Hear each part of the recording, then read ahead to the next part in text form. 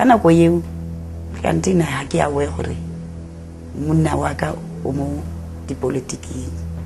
Ke tlo go lemoga ha ba maburu a nako eo ba apartheid system ba tlala ntlo ka dithunya ba tlo gore ke ntshe ko monna wa ka a ileng teng.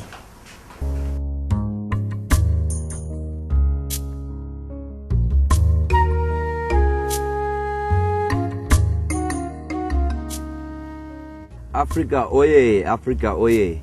Tunampenda Mungu to afford Tanganyika na Tanzania. Outstanding wisdom of a great and moral teacher. Genye mini lakhali kude. Lithi naku imini yeza. Now that I have grown, I overstand to eternity. God in you made a seal of enlightenment and humility. Matsatsing ana mpe iyalapisa. Halidikela linhlomula pilo. It is those who have lived in Tanzania who have cultivated the seeds of your exceptional crop of mind, and that had ability to unlock the problematic shackles of mental slavery. Halidikela linhlomula pilo. Halidikela linhlomula pilo. Halidikela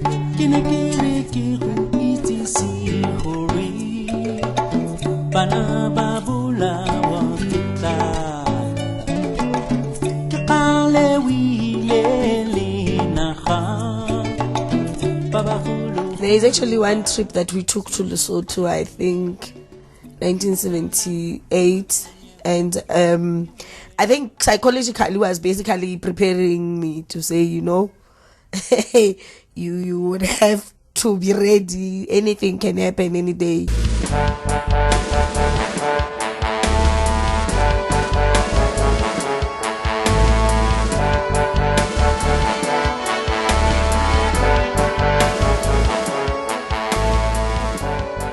What we were doing was pouring literature into the country, taking people who were interested in joining, taking them for some drilling in Lesotho, bringing arms in, securing them inside, building DLBs, you know, recruiting more members of people who, in our opinion, were fit to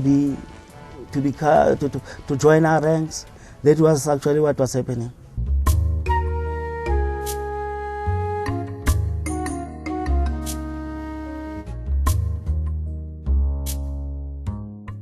Watoto wa Afrika watajua ukweli kwamba it is stalwarts like you who made it possible sometime in the unbearable tunnels of past history, bravely designed a black-hearted man full of culture and tradition, opened lost chapters of black history bound by evil. Mzee, umetuachia Zion, a rare diamond of the soul. Diamond of the soul is what you left us. Halidikela linhlomula pilo. Halidikela linhlomula pilo.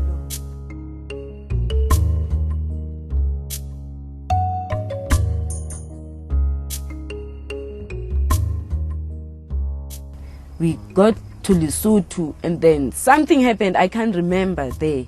Somebody fetched us, you know, like I said, which it was one thing from another, you know. That was a bit fast. And then I remember we slept in this house, only to find that this house is a refugee house. Hey!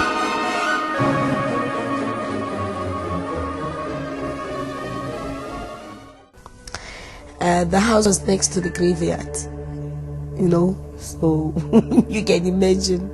When you just walk out of the front door, there is a graveyard there. So at times we would be scared because, you know, sometimes there wouldn't be adults in the house. A dodgy house where during the day there's no movement, you see. Yes, at night it's worse. Anything that moves, it's trouble. You see, yeah. Lots of trees, dark, you know. We see who you get shivers.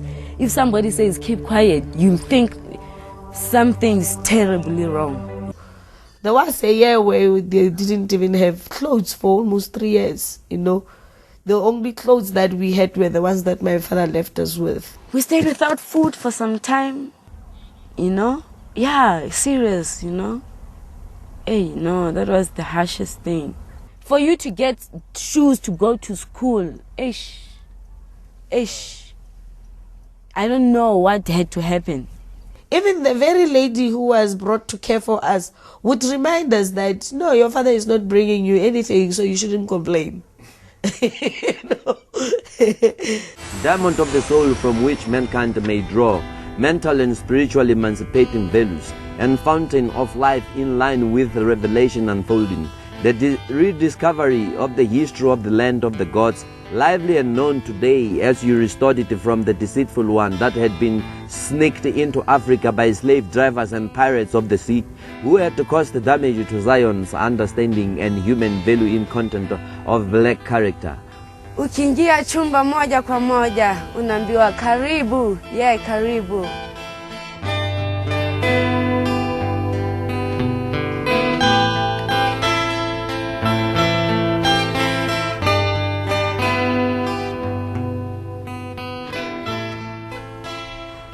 We first arrived in Dar es Salaam.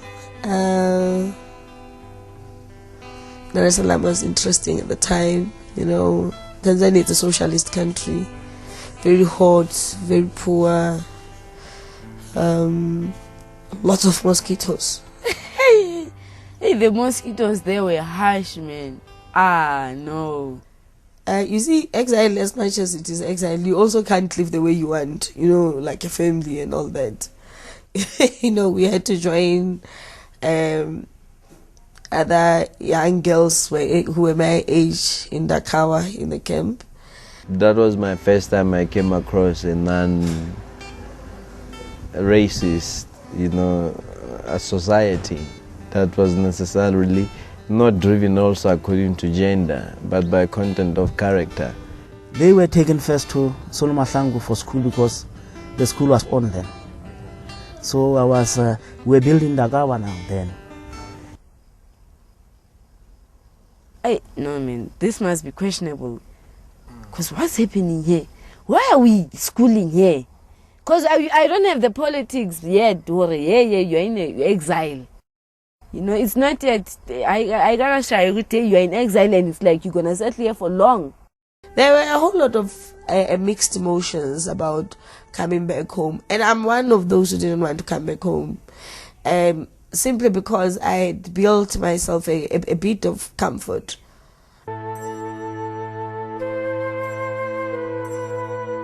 Coming back home was a bit confusing, you know, because mind you, how we are guy?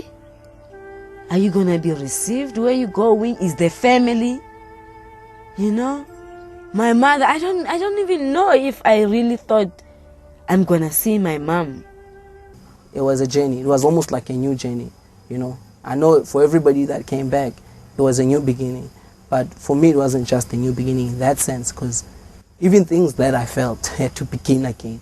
We were preconditioned, you know, to really know that coming back home is not a bed of roses. Some of the things that were said was to prepare us as exiles to be people that are not going to necessarily express ourselves in a certain kind of way. It was a very complex situation being an exile, because you know you cannot say this because you'll be seen as working against. So being back home, it's forever been a challenge. It will forever be.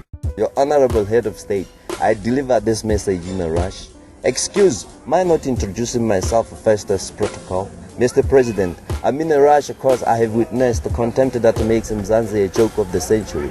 A joke of the century in state addresses of the past, and a colorful, fashionable outing in the annual opening of Parliament. Wow, and for almost a decade now. However, that is not the reason for my being in a rush. Mr. President, I have witnessed the anguish strangling poverty-stricken constituencies. Whilst Mr. Chancellor is spinning away recklessly in a German sedan, I am a spokesperson of my conscience. But Mr. President, this is not an isolated voice of a dissident, but I'm speaking on behalf of the down-pressed. Mr. President, we are the children of the twilight, and truly so, born of the will of the head cornerstone, and for that, history must repay us.